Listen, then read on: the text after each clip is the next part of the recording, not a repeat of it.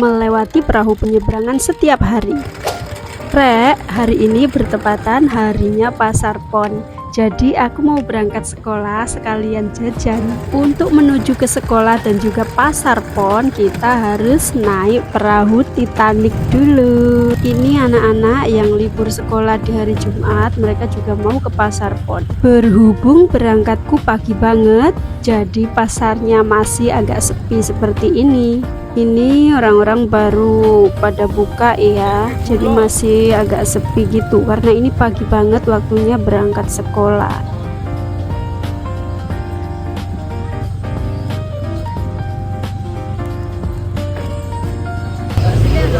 Empeng aku loh, iki sana ya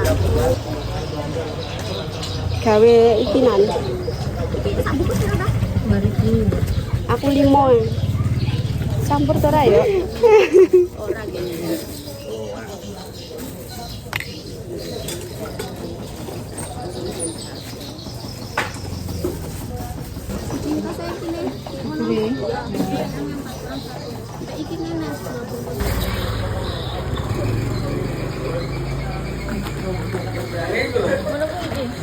Kayak gula apa kan jadi lemet udang.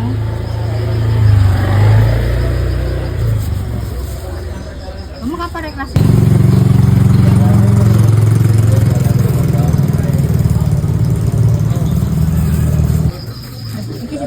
Iki.